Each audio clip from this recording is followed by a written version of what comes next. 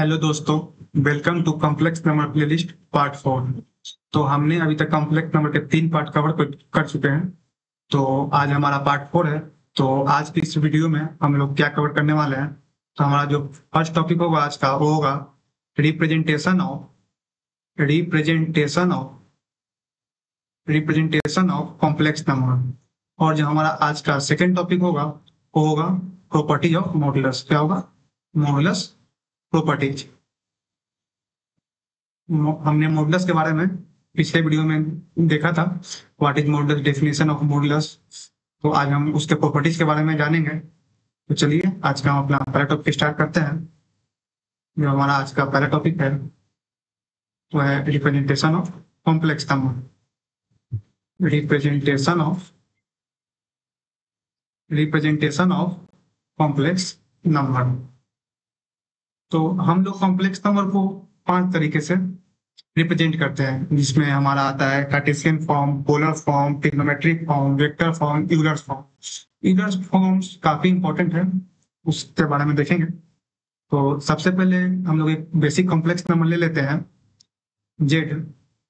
Z क्या होगा? हमारा जेड होगा ए प्लस आयोटा बी। ये हमारा कॉम्प्लेक्स नंबर है, Z equal to A plus iota B. इसी कॉम्प्लेक्स नंबर को हम डिफरेंट डिफरेंट फॉर्म में रिप्रेजेंट करेंगे। तो जो हमारा पहला फॉर्म है वो है कार्टेशियन फॉर्म। तो कार्टेशियन फॉर्म क्या होता है? पहला फॉर्म है कार्टेशियन फॉर्म। तो कार्टेशियन फॉर्म यही है, Z equal to A plus iota B. जो हम नॉर्मल कॉम्प्लेक्स नंबर को रिप्रेजेंट करते हैं वो हमारा कार्टेशियन फॉर्म में ही होता है। तो जो हमारा दूसरा है पोलर फॉर्म। कौन सा फॉर्म? Polar form. तो पोलर फॉर्म में कॉम्प्लेक्स नंबर को कैसे रिप्रेजेंट करते हैं? तो पोलर फॉर्म में हम करते हैं modulus of Z comma theta. ये हमारा क्या होता है?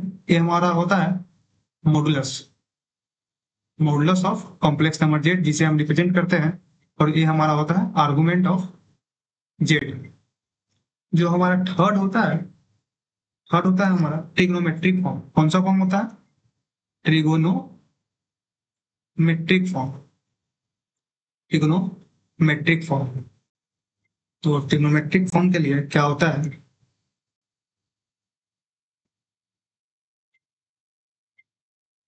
हमारा यहाँ पे एक पॉइंट होता है जिसका ओरिजिन से डिस्टेंस आर होता है, यानी कि मॉडुलस आर होता है। और इस कॉम्प्लेक्स नंबर का आर्गुमेंट थीटा है। तो जो हॉरिजॉन्टल लाइन पे आएगा, यानी रियल एक्सिस पे जो आएगा हमारा, वो होगा आर कॉस थीटा। और जो वर्टिकल लाइन पे होगा वो होगा आर साइन थीटा। तो किसी भी complex number Z equal to A plus iota B को ट्रिग्नोमेट्रिक फॉर्म में रिप्रेजेंट करने का तरीका है Z equal to R cos theta plus iota sine theta. इसमें हमारा आर क्या है? आर क्या रिप्रेजेंट करता है? इसमें आर रिप्रेजेंट करता है distance of complex number from origin, यानी मॉडुलस। और थीटा रिप्रेजेंट करता है हमारा आर्गुमेंट। ठीक है, सॉरी यहाँ पे भी आर आएगा। क्या है? आर है।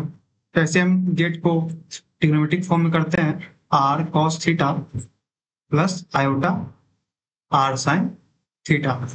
आर जो है हमारा distance of complex number from origin होता है। जो हमारा फोर्थ फॉर्म होता है वो होता है वेक्टर फॉर्म। कौन सा फॉर्म होता है? वेक्टर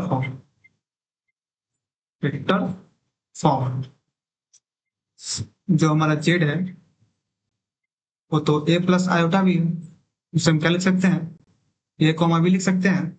तो इसे हम वेक्टर में कैसे लिख सकते हैं? वेक्टर में लिखते हैं ए आई प्लस बी जेड। हमारा जो फिफ्थ फॉर्म है रिप्रेजेंट करने का, वो होता है यूलर्स फॉर्मूला। क्या होता है? यूलर्स फॉर्म या यूलर्स फॉर्मूला। ठीक है, यूलर्स फॉर्म। जो हमारा यूलर्स फॉर्म है कॉम्प्लेक्स नंबर जेड जो कॉम्प्लेक्स नंबर है हमारा वो ए प्लस आयोटा भी है। ठीक है, तो इस कॉम्प्लेक्स नंबर जेड को हम लोग यूलर फॉर्म में डिनोट करते हैं modulus of Z comma exponential की पावर आयोटा थीटा। इसमें हमारा जेड क्या है? जेड होता है मॉडुलस। क्या होता है? Modulus of Z. ये हमारा होता है मॉडुलस ऑफ जेड। और हमारा ए की पावर आयोटा थीटा क्या होता है? ए की पावर आयोटा थीटा, इसे हम लिख सकते हैं ए की पावर आयोटा, ए की पावर आयोटा थीटा को हम लोग लिख सकते हैं cos theta, cos theta plus iota sine theta. E की power iota theta cos theta plus iota sine theta के इक्वल होता है। तो रिप्रेजेंटेशन ऑफ कॉम्प्लेक्स नंबर में हम लोग 5 तरह के रिप्रेजेंटेशन देखे। पहला था कार्टेशियन फॉर्म, दूसरा था पोलर फॉर्म, तीसरा था ट्रिग्नोमेट्रिक फॉर्म, चौथा था हमारा वेक्टर फॉर्म एंड पांचवा था हमारा यूलर्स फॉर्म। तो इस पे एक क्वेश्चन करते हैं सबसे पहले। तो क्वेश्चन करते हैं, जो हमारा क्वेश्चन है वो है, लिखिए question, express express z equal to 1 plus iota in all 5 form. हमें इस कॉम्प्लेक्स नंबर यानी z equal to 1 plus iota को पांचों फॉर्म में रिप्रेजेंट करना है। तो सबसे पहले आते हैं हम अपने कार्टेशियन फॉर्म में। कार्टेशियन फॉर्म में इसे लिख सकते हैं z equal to same 1 plus iota. ठीक है, तो पहले इसमें देखते हैं z equal to 1 plus iota में मॉडुलस ऑफ z हमारा क्या होगा? मॉडुलस ऑफ z होगा हमारा 1 स्क्वायर प्लस 1 स्क्वायर का रूट, यानी कि √2। इसका आर्गुमेंट क्या होगा? Argument of z equal to theta, यानी कि tan इनवर्स 1/1 इक्वल टू π/4। ठीक है, तो जो हमारा दूसरा फॉर्म है, दूसरा फॉर्म है पोलर फॉर्म। पोलर फॉर्म को हम क्या लिखते हैं? पोलर फॉर्म को हम लोग लिखते हैं modulus of Z comma argument of Z. तो हमारा मॉडुलस इस कॉम्प्लेक्स नंबर जेड का क्या है? ये हमारा मॉडुलस है। क्या है हमारा? मॉडुलस। और ये हमारा क्या है? आर्गुमेंट है। आर्गुमेंट है, तो मॉडुलस है √2 और आर्गुमेंट है π/4। तो ये पोलर फॉर्म में क्या हुआ? ये हो गया हमारा पोलर फॉर्म। कौन सा फॉर्म? Polar form. ठीक है, हमारा जो तीसरा है वो है ट्रिग्नोमेट्रिक फॉर्म। Trigo form. कौन सा फॉर्म? Trigo form. और ट्रिगो फॉर्म में हम कैसे लिखते हैं? Z equal to r. R क्या होता है हमारा? आर होता है हमारा मॉडुलस। तो यानी कि √2 कॉस थीटा। थीटा यहाँ पे क्या है हमारा? π/4 है। मैं अभी आर्गुमेंट निकाला था, √2 कॉस π/4 प्लस आयोटा √2 साइन π/4। ये हमारा होगा ट्रिगो फॉर्म में होगा। ठीक है, वेक्टर फॉर्म में क्या होगा हमारा? वेक्टर फॉर्म में सिंपल है हमारा। वेक्टर फॉर्म में वेक्टर फॉर्म हमारा जो होगा वो होगा 1 i cap plus 1 j cap, यानी कि i प्लस j। और जो हमारा पचमा है वो है यूलर्स फॉर्म। यूलर्स फॉर्म में हम कैसे लिखते हैं? मॉडुलस ऑफ जेड इंटू ए की पावर आयोटा थीटा, यानी argument of Z. Modulus of Z हमारा था √2 इंटू ए की पावर आयोटा थीटा, क्या? π/4। ठीक है, हमने अभी देखा ए की पावर आयोटा π/4 को हम क्या लिख सकते हैं?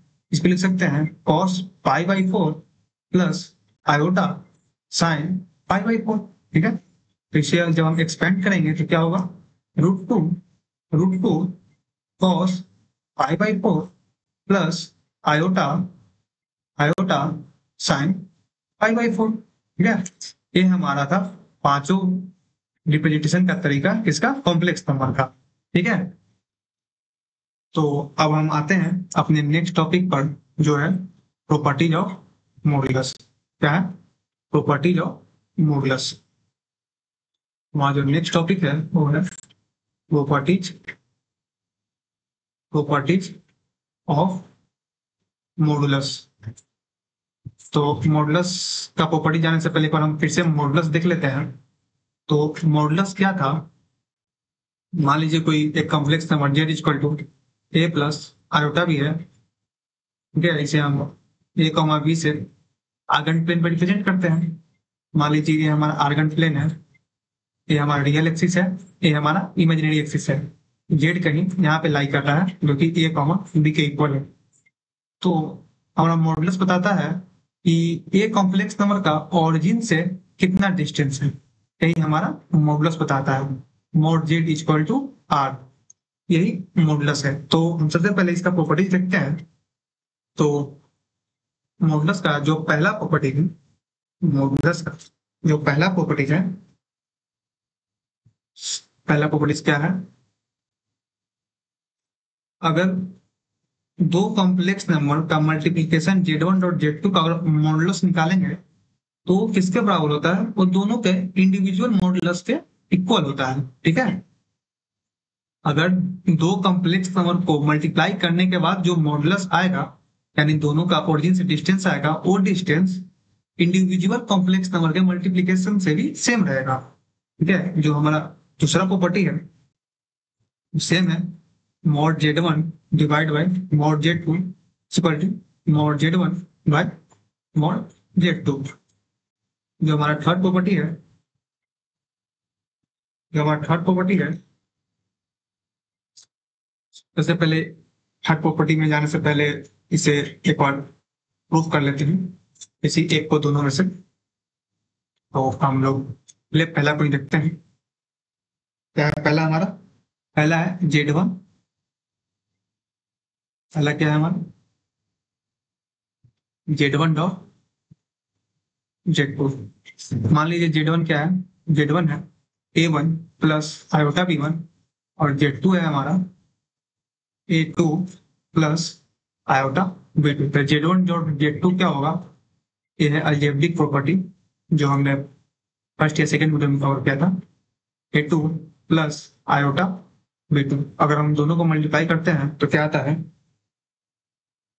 A1 A2, इससे इसको मल्टीप्लाई करेंगे और इस A1 को इससे मल्टीप्लाई करेंगे तो A1 A2 plus iota A1 B2। अब इसे इस टर्म से और इसे इस टर्म से, तो हमारा दूसरा जो टर्म है iota A2 B1 plus iota iota क्या हो जाएगा, आयोटा स्क्वायर हो जाएगा। ठीक है, और आयोटा स्क्वायर हमारा -1 होता है, तो यहाँ पे एक माइनस आएगा इंटू B1 B2। तो कौन सा टर्म आया, A1 A2 minus B1 B2 plus iota A1 B2 plus A2 B1। ठीक है, तो ये हमारा आया Z1 डॉट Z2। और अगर हम जब इसका मोड लेते हैं तो क्या करते हैं, रियल का स्क्वायर करते हैं प्लस इमेजिनरी पार्ट का स्क्वायर करते हैं और उसका अंडर रूट निकालते हैं। तो A1 A2 minus B1 B2 का whole square plus A1 B2 plus A2 B1 का होल स्क्वायर का रूट निकालेंगे। जब आप इसको स्क्वायर करके जब ऐड करेंगे तो हमारा क्या बचकर आता है, हमारा बचकर आता है root A1 square plus B1 square into root A2 square plus B2 square.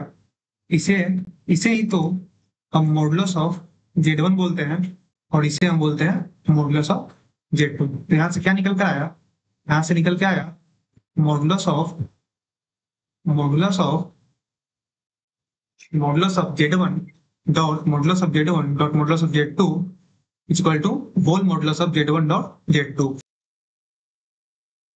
तो इससे हम क्या बोलते हैं, इसे बोलते हैं modulus of Z1 dot Z2 is equal to modulus of Z1 dot Z2। Similarly आप इसी तरह प्रूव कीजिएगा तो हमारा सेकेंड वाला भी आ जाता है। तो आइए हम आते हैं अपने थर्ड प्रॉपर्टी पे। जो हमारा थर्ड प्रॉपर्टी है, जो हमारा थर्ड प्रॉपर्टी है क्या है,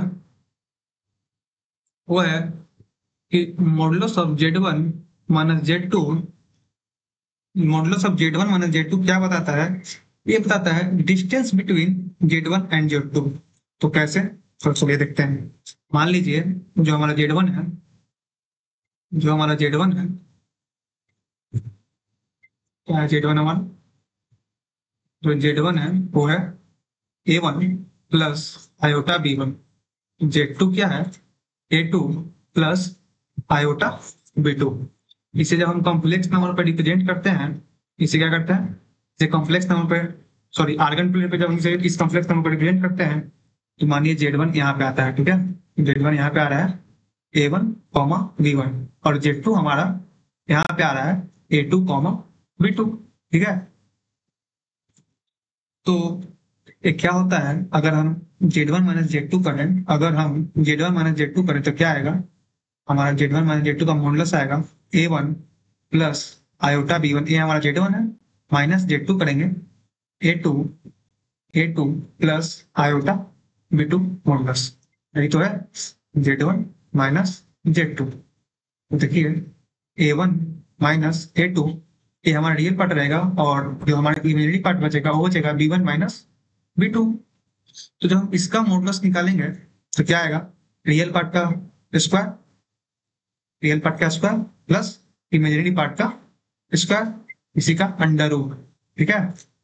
तो डिस्टेंस फॉर्मूला हमारा क्या होता है, डिस्टेंस फॉर्मूला यही तो होता है, जो एक्स एक्सिस पे पॉइंट होता है उस दोनों का डिफरेंस का स्क्वायर प्लस जो वाई एक्सिस पे होता है उस दोनों का डिफरेंस का पॉइंट, यही तो हमारा डिस्टेंस फॉर्मूला है। ये क्या है, हमारा डिस्टेंस फॉर्मूला है। इसलिए Z1 माइनस Z2 जो है, यानी जो हमारा Z1 माइनस Z2 है वो क्या बता रहा है, वो बता रहा है डिस्टेंस, ये बता रहा है हमारा distance between Z1 and Z2, ठीक है। Z1 माइनस Z2 क्या बताता है, ये बताता है distance between Z1 and Z2, ठीक है।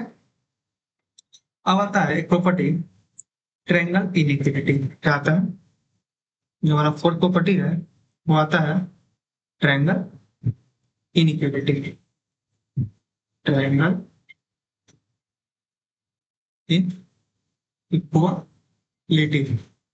फोर्थ प्रॉपर्टी क्या है, फोर्थ प्रॉपर्टी है ट्रायंगल इनइक्वालिटी। चलिए देखते हैं ट्रायंगल इनइक्वालिटी को। सबसे पहले क्या करते हैं, एक Z1 Z2 कॉम्प्लेक्स नंबर है हमारा, सेम Z1 क्या है A1 प्लस आयोटा B1 और Z2 क्या है A2 प्लस आयोटा B2, ठीक है। मान लीजिए Z1 यहाँ पे, कहाँ पे है, यहाँ पे Z1 क्या है हमारा, Z1 है A1 कॉमा B1, Z2 क्या है, Z2 है A2 कॉमा B2, ठीक है। इसे हम यहाँ से मिला देते हैं ऑरिजिन से। जब आप इसे ऑरिजिन से मिलाइएगा, ठीक है, तो एक ट्रायंगल फॉर्म करेगा। क्या फॉर्म करेगा, ट्रायंगल। यही है ट्रायंगल इनइक्वालिटी। ट्रायंगल इनइक्वालिटी क्या है, ट्रायंगल इनइक्वालिटी क्या है, ट्रायंगल इनइक्वालिटी है हमारा, जो हमारा ट्रायंगल इनइक्वालिटी है वो कहता है modulus of Z1 minus modulus of Z2 whole modulus greater than equal to Z1 minus Z2 whole modulus greater than equal to modulus of Z1 plus modulus of Z2। और एक और second है triangle inequality, ये क्या हमारा बताता है, ये बताता है modulus of Z1 minus modulus of Z2 equal to Z1 plus Z2, ये हमारा Z2 है, ठीक है, modulus of Z1 plus modulus of Z2। अब इसको ट्रायंगल प्रॉपर्टी से प्रूव कर सकते हैं हम लोग। ट्रायंगल का क्या प्रॉपर्टी जानते हैं, sum of any two sides, sum of any two sides is greater than third side. तो इस थ्योरम से हम लोग इसे प्रूव करते हैं। प्रूफ जरूरी नहीं है इसलिए मैंने यहाँ पे नहीं करवाया, लेकिन अगर इस फॉर्मूले से इस फॉर्मूले में आना है तो हम लोग क्या प्रूव करते हैं, हम लोग पुट करते हैं, हम लोग Z2 को माइनस Z2 पुट करते हैं इस फॉर्मूले में। अगर आप Z2 को माइनस Z2 रखिएगा तो हमारा इस सेकेंड वाला फॉर्मूला आ जाता है, ठीक है। अब हमारा आता है पांचवा प्रॉपर्टी।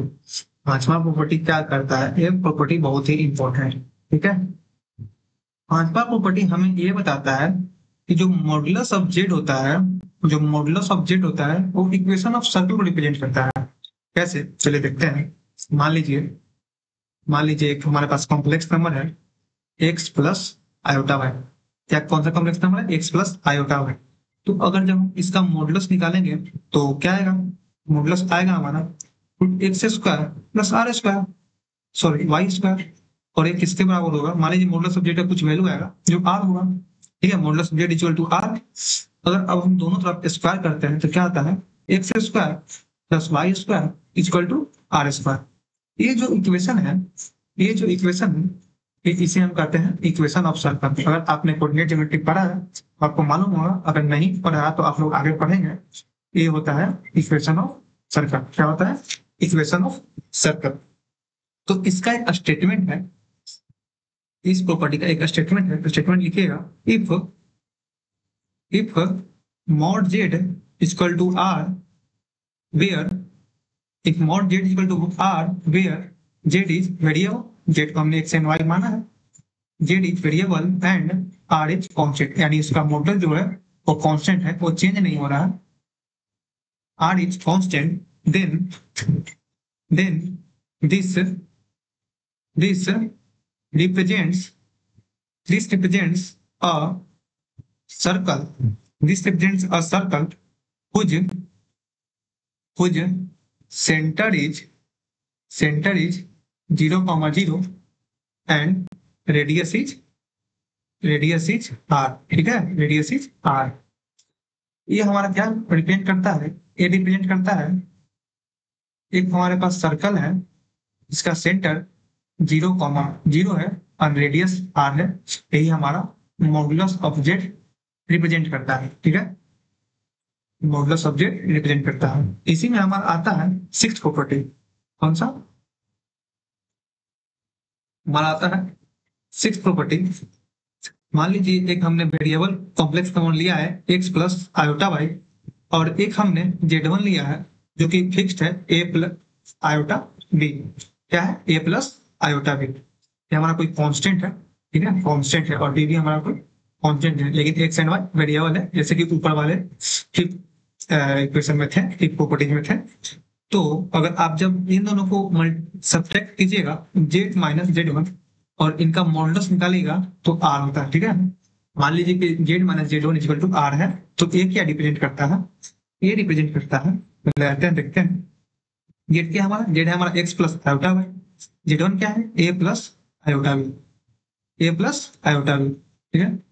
तो रियल को रियल पार्ट में सब्ट्रैक्ट करेंगे, x minus y plus iota y minus b, ये किसके बराबर, ये हमारे r के बराबर है।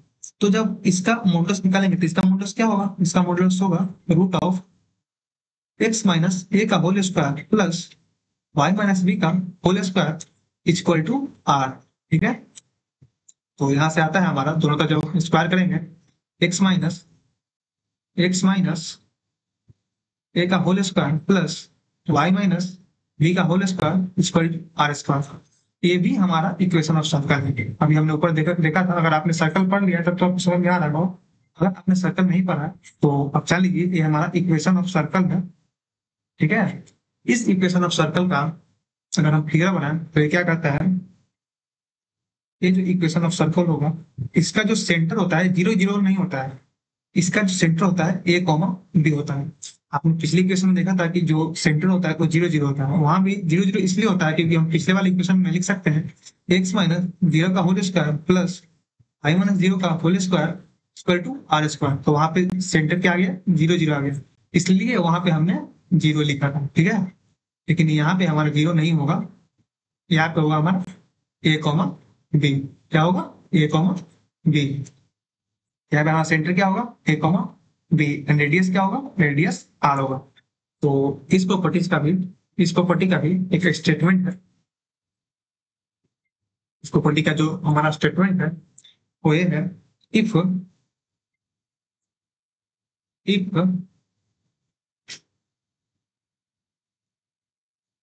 mod z minus z1 equal to r where z is a variable, where z is variable and r is fixed, r is fixed यानी r हमारा कांस्टेंट है, जो r होगा, क्योंकि रेडियस किसी भी सर्कल का रेडियस कांस्टेंट रहता है, फिक्स्ड रहता है, वो चेंज नहीं होता है। इसलिए if z minus z1 is equal to r where z is variable and r is fixed, then this represents represents a circle, then this represents a circle whose center is z1।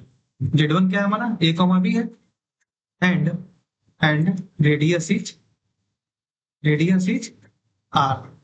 ठीक है, z minus z1 equal to r एक circle represent करता है जिसका कि centre z1 होता है and इसका रेडियस r होता है। ठीक है, तो चलिए हम पहले क्वेश्चन करते हैं।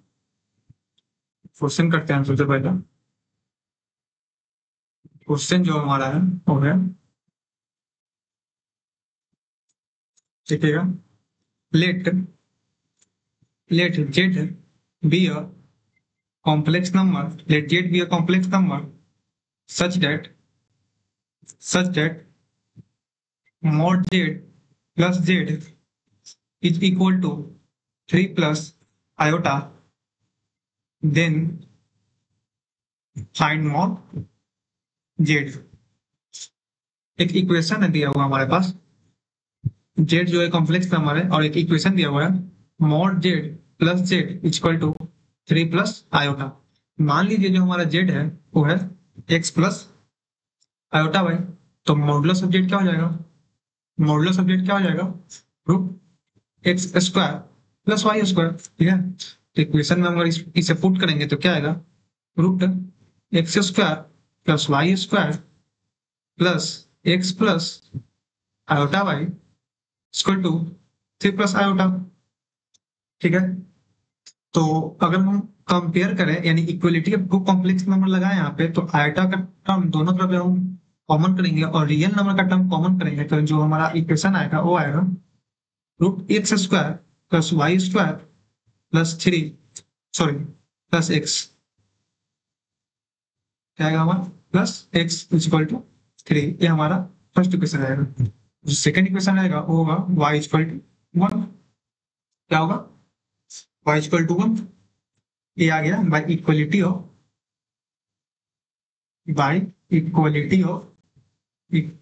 ऑफ कॉम्प्लेक्स नंबर, एक इससे bye equality of complex number. तो जब हम फर्स्ट इक्वेशन को सॉल्व करेंगे तो क्या आएगा, root under x square plus y square equal to 3 minus x.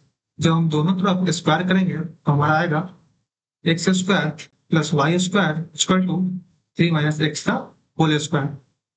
हमारा आएगा 9 plus x square minus 6x equal to x square plus y square.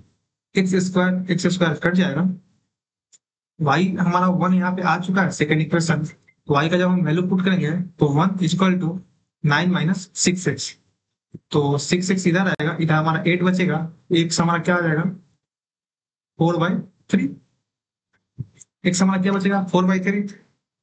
तो जो हमारा कॉम्प्लेक्स नंबर है z क्या आया, x प्लस आयोटा y हमने माना था, हमारा x आया 4/3 प्लस y आया हमारा 1 यानी आयोटा 1। तो मॉडुलस ऑफ z क्या हो गया, मॉडुलस ऑफ z हमारा हुआ 4/3 का होल स्क्वायर प्लस 1 का होल स्क्वायर का रूट। ठीक है, हमारा हो गया। इसे हम करेंगे 16/9 प्लस 1 इक्वल टू 25/9 यानी कि 5/3। ठीक है, तो हमने इस वीडियो में क्या क्या देखा, इस वीडियो में हमने 5 टाइप्स ऑफ क्या देखा, topics covered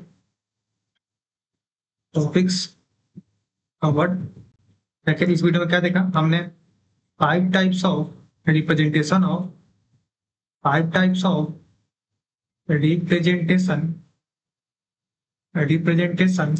of complex number देखा। कौन कौन सा फॉर्म देखा, कार्टेशियन फॉर्म देखा, पोलर फॉर्म देखा, ट्रिग्नोमेट्रिक फॉर्म देखा, वेक्टर फॉर्म देखा, यूलर फॉर्म देखा। ठीक है, और दूसरा हमने 6 प्रॉपर्टीज ऑफ मॉडुलस देखा, modulus properties 6 properties of modulus देखा। जो हमारा नेक्स्ट वीडियो होगा यानी कि पार्ट 5, उसमें हम लोग क्या करेंगे, उसमें हम लोग देखेंगे properties of argument, properties of argument और हम लोग देखेंगे क्वेश्चन किस पे देखेंगे, हम लोग क्वेश्चन देखेंगे मॉडुलस प्रॉपर्टीज पे। एक ट्रायंगल इनइक्वालिटी हम लोग प्रॉपर्टीज पढ़ा था, उस पे एक क्वेश्चन, बहुत अच्छा क्वेश्चन हम देखेंगे मॉडुलस प्रॉपर्टीज पे, उससे आपका ट्रायंगल इनइक्वालिटी क्लियर हो जाएगा। और हो सके तो हम लोग प्रॉपर्टीज और आर्गुमेंट का भी नेक्स्ट वीडियो में क्वेश्चन करेंगे, आर्गुमेंट क्वेश्चन भी लगाएंगे, ठीक है। तो thank you for watching, thank you for watching.